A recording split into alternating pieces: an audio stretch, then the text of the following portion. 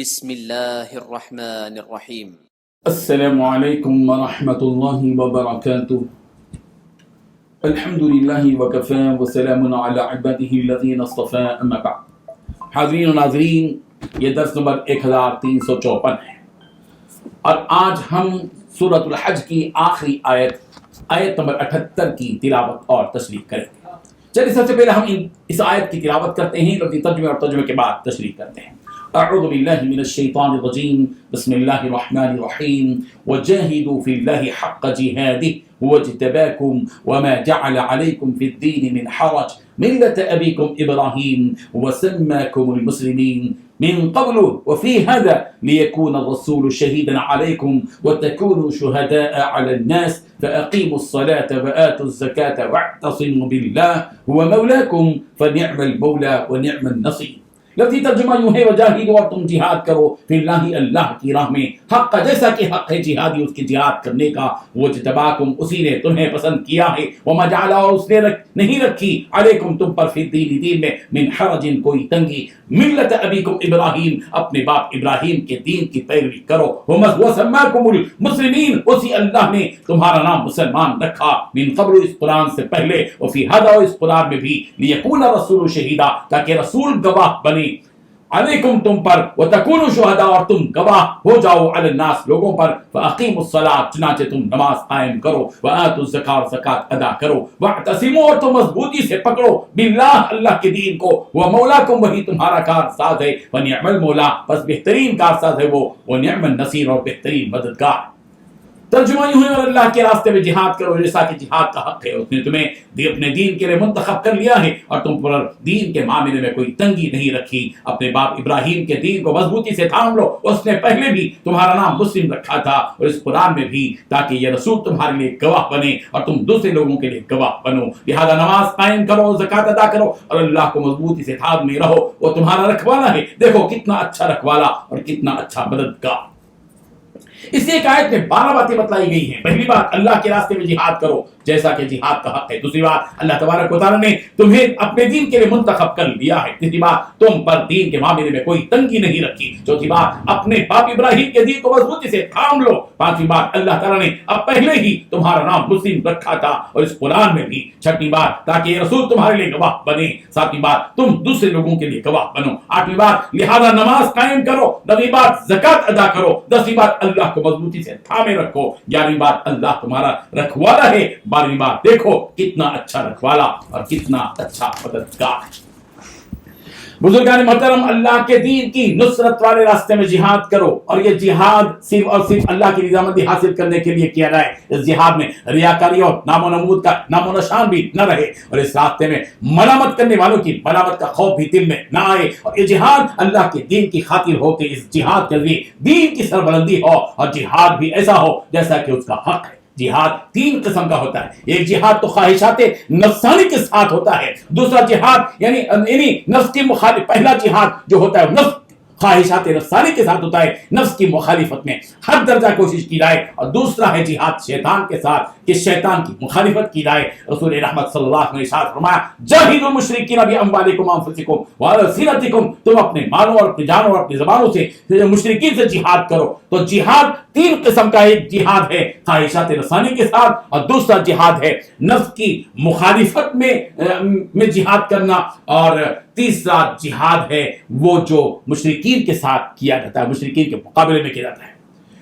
اس سے معلوم ہوا کہ جہاد کے لیے جہاں مال کی ضرورت ہو وہاں مال خرچ کریں، جہاں جان کو کھپانے کی ضرورت ہو وہاں جان کی قربانی دیں، اور جہاں زبان کے ذریعے جہاد کرنے کی ضرورت ہو وہاں حق بات کہہ کر کریں، اور حق فیصلہ کر کے اس جہاد کریں۔ دلائل کے ذریعے بحث و مباحثے کی اور مناظرے کی ضرورت پڑے تو وہاں اپنے بحث و مباحثے کے ساتھ اور اپنی دلائل کی قوت کے ساتھ جہاد کریں، جیسا کہ رسول رحمت صلی اللہ علیہ وسلم نے ارشاد فرمایا، افضل الجہاد کلمۃ حق عند السلطان جائر، سب جہادوں سے افضل وہ جہاد ہے جو ظالم بادشاہ کے سامنے حق کا کلمہ کہے۔ جس قدر استطاعت ہو اس قدر جہاد کیا جائے، اس کا یہی مطلب ہے کہ حق جہادی، کہ جس قدر جہاد کا حق ہے اس قدر جہاد کرو، یعنی جتنی طاقت تمہارے اندر ہے पूरी ताकत और तवानी को इस्तेमाल करो। सूरह माइदा की आयत नंबर 35 में भी जिहाद का हुक्म दिया गया, वजाहिदू फी सबीलिही लअल्लकुम तुफ्लिहून, और उसकी राह में जिहाद करो ताकि तुम्हारा भला हो। सूरह तौबा की आयत नंबर 41 में भी कहा गया, वजाहिदू बिअम्वालिकुम व अनफुसिकुम फी सबीलिल्लाह,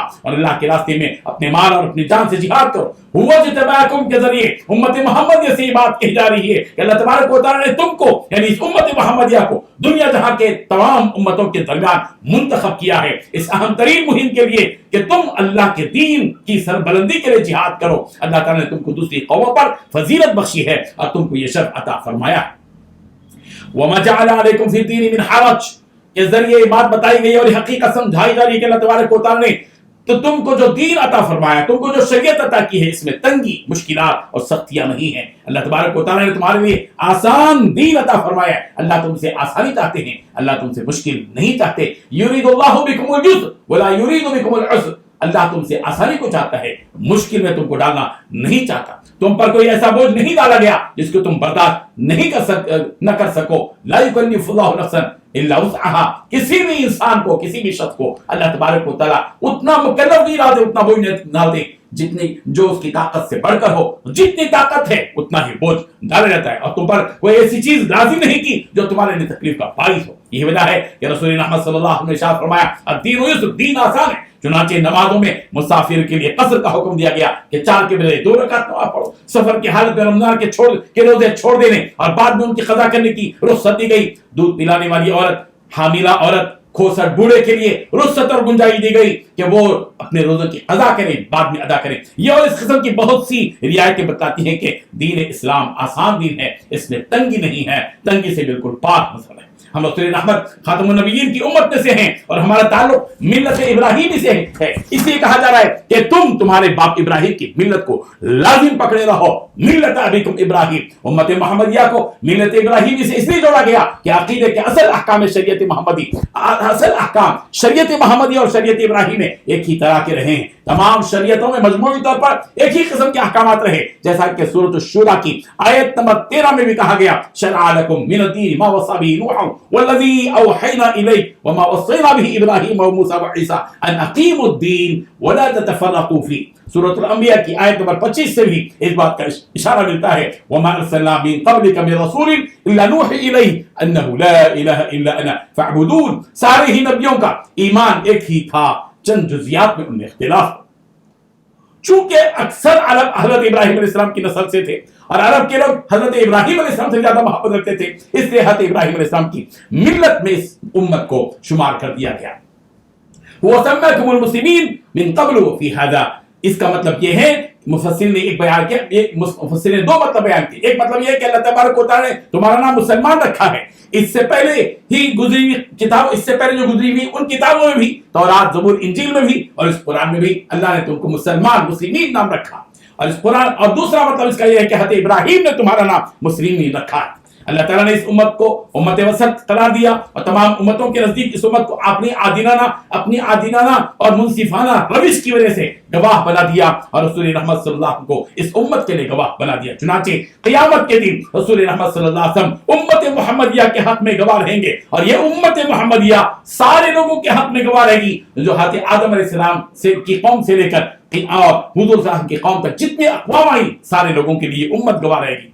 अल्लाह तबारक व तआला हमें इस हकीकत को भी समझने की तौफीक अता फरमाए कि यहाँ जो बात कही गई कि ए ईमान वालों, रुकू करो, सजदा करो, इबादत करो तुम अपने परवरदिगार की और नेक काम करो। ये जो क्या है और नेक कामों से क्या मुराद है, यहाँ और 3 कामों का जो हुक्म दिया, यहाँ पर 3 कामों का हुक्म दिया गया। एक काम है अकीमुस सला, नमाज कायम करो, वातुज़ ज़कात, ज़कात अदा करो, और वातसिमू, और मजबूती से पकड़े रहो। किसको पकड़े रहो? अल्लाह, वातसिमू बिल्लाह, अल्लाह को मजबूती से पकड़े रहो, अल्लाह के दीन को, अल्लाह की किताब को मजबूती से पकड़े रहो। वही तुम्हारे कामों को बनाने वाला है, उसी पर भरोसा रखो। अल्लाह तबारक व तआला इन हक़ाइक़ को समझने की हम सबको तौफीक अता फरमाए।